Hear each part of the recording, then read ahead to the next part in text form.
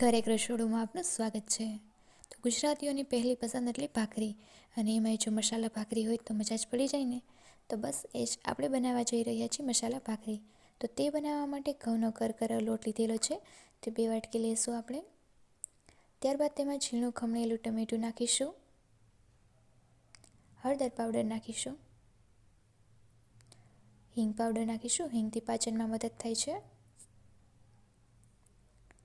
ત્યારબાદ તેમાં ધાણા જીરું નાખીશું,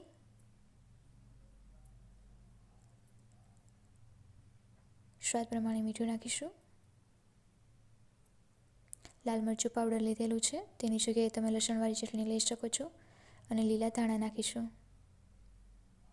મોણ માટે આપણે તેલનો ઉપયોગ કરેલ છે, 2 પાવરા મોણ નાખીશું, અને બધી જ વસ્તુને સારી રીતે હાથ વડે મિક્સ કરી લઈશું. મિક્સ થયા બાદ આપણે તેને ચેક કરી લઈશું, અને પાણી વડે ધીરે ધીરે તેને લોટ બાંધીશું. પણ ખાસ ધ્યાન રહે કે લોટ કડક હોવો જોઈએ. લોટ બંધાઈને તૈયાર છે, તો એને નાના નાના લુવા લઈને આપણે વણી લઈશું. આપણે ભાખરી ચડવા માટે તાવડીનો ઉપયોગ કરેલ છે, જેથી તે કડક બને છે અને પ્રોપર ચેકાઈ જાય છે. તેને કિચન નેપકિન વડે સારી રીતે દબાવી અને ચોળવી લઈશું, જેથી તે કડક બને છે અને સ્વાદમાં ખૂબ જ સરસ લાગે છે.